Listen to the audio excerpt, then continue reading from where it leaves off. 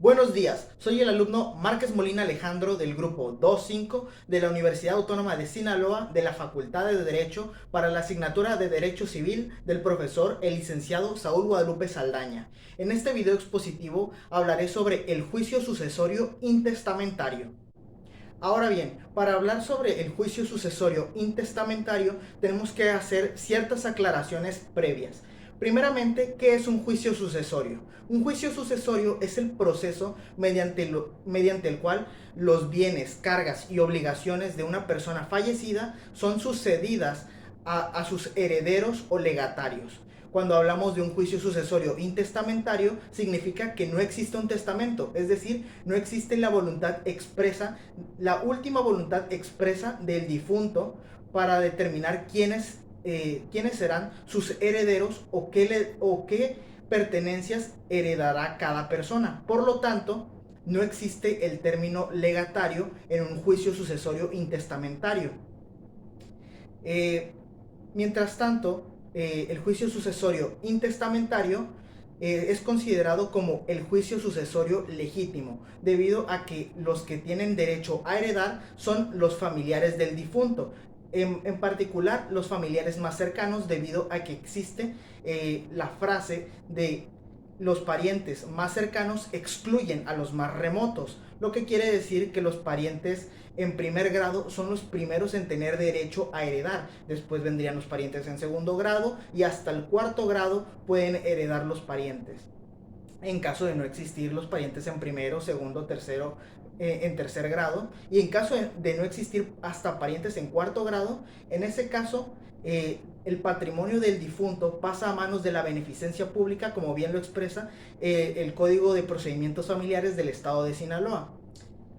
Un término que voy a estar utilizando a lo largo de esta exposición va a ser el término de decuyus. El término decuyus lo voy a estar utilizando para referirme al difunto, a la persona fallecida. Decuyus viene de una expresión latina que quiere decir en el español aquel de cuya sucesión se trate.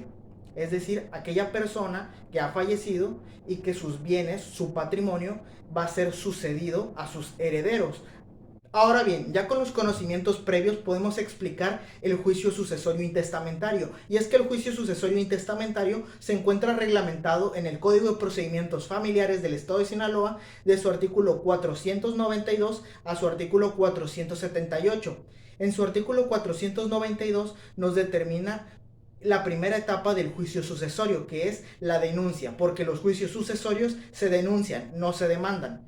La denuncia tiene que hacerse ante el juez de primera instancia de lo familiar, en donde se acredita o se determina que es un juicio sucesorio intestamentario y se tiene que dar cierta documentación, entre ella la que da origen al juicio sucesorio, la muerte del decuyus, y esto será acreditado con un acta de defunción expedida por el registro civil.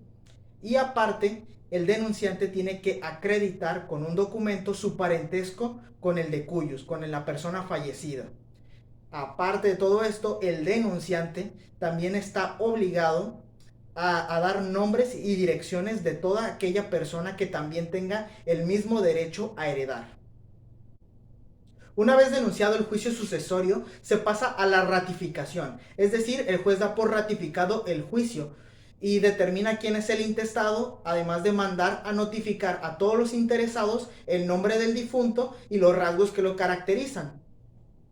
Después de esto, el artículo 493 determina la publicación de edictos y el giro de oficio al Archivo General de Notarías y al Registro Público de la Propiedad. El giro de oficio al Registro Público de la Propiedad y al Archivo General de Notarías lo hará el juez con la intención de corroborar la inexistencia de algún testamento previo por parte del decuyus, es decir, el difunto. Por otro lado, la publicación de edictos será realizada por lo menos en dos periódicos, en el Periódico Oficial del Estado de Sinaloa y en un periódico de mayor circulación. La publicación de edictos se realizará dos veces, con una diferencia de 10 días entre cada publicación de los edictos. Y se tendrá un plazo de 30 días después de la última publicación del último edicto, para, para cualquiera persona que esté interesada en el juicio sucesorio y que se crea con derecho a heredar, para deducir y justificar sus derechos de heredero ante el juez. Ahora bien, una vez acabado el plazo para deducir y justificar los derechos de la herencia, el juez dictará sentencia, según el artículo 495, de quienes serán considerados los herederos del finado y quienes no van a ser considerados los herederos del finado. Y según el artículo 496, 8 días después de esta declaración, el juez mandará llamar a todos los herederos a una junta para determinar el nombramiento del albacea. El albacea puede ser uno de los herederos o puede ser un tercero. El que haya sido nombrado como albacea tendrá un plazo de 3 días para poder aceptar y protestar el cargo de albacea. De no aceptar el cargo de albacea, pues tendrá que volverse a hacer una nueva designación de albacea. En caso de que sí acepte, tendrá que protestar el cargo de albacea ante el juez, según el artículo 481. Ahora bien, una vez después de haber sido aceptado y protestado el cargo de albacea, el albacea tendrá un plazo de 10 días para realizar un inventario y avalúo, el cual será argumentado por el artículo 503, y según el 505 deberá realizar este inventario y avalúo por memoria simple y extrajudicialmente, con excepción de los casos en los que se solicite que sea un inventario y avalúo solemnes. Por ejemplo, los casos cuando la mayoría de los herederos lo soliciten como solemne, o cuando la beneficencia o las instituciones de educación se muestren interesadas a ser herederos de la herencia, o cuando existan menores de edad que estén en el juicio sucesorio como interesados, o en cualquier otro caso que el Código de Procedimientos Familiares determine que se tenga que hacer de manera solemne. Se hace de manera solemne solicitando que haya un perito evaluador, es decir, un perito que ayude a determinar el avalúo, cuánto cuestan las pertenencias de la herencia, del patrimonio. Todo el inventario y avalúo deberá ser realizado según el orden del artículo 509, que empieza con el dinero en efectivo, las aljaras, los efectos de comercio o industria, los semovientes, los frutos, los bienes muebles, los bienes inmuebles, los créditos y los documentos, papeles de importancia que se encuentren.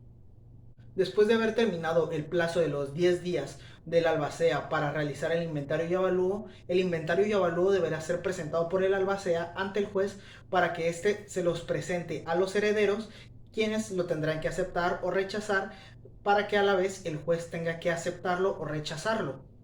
Después de esto se pasa a el proyecto de liquidación y partición. Según el artículo 538, después de haber sido aceptado el inventario y avalúo, el albacea deberá realizar un proyecto de liquidación y partición de la herencia. Y según el artículo 548, tendrá un plazo de 15 días para realizar tal proyecto de distribución provisional de los bienes hereditarios, el cual tendrá que ser aprobado por el juez, según el artículo 549, o rechazado, pero una vez aceptado se pasa al proyecto de adjudicación. Una vez se haya aceptado el proyecto de liquidación y partición, el juez mandará a poner este proyecto a la vista de todos los interesados por un plazo de 10 días. Si después de ese plazo de 10 días ninguno de los interesados se opone, el juez dictará sentencia de adjudicación, con lo cual mandará a cada uno de los interesados los bienes que le hayan sido aplicados. Con esto y con los títulos de propiedad, se pondrá en estos títulos de propiedad por parte del secretario una nota que haga constar la adjudicación. Esto según el artículo 558.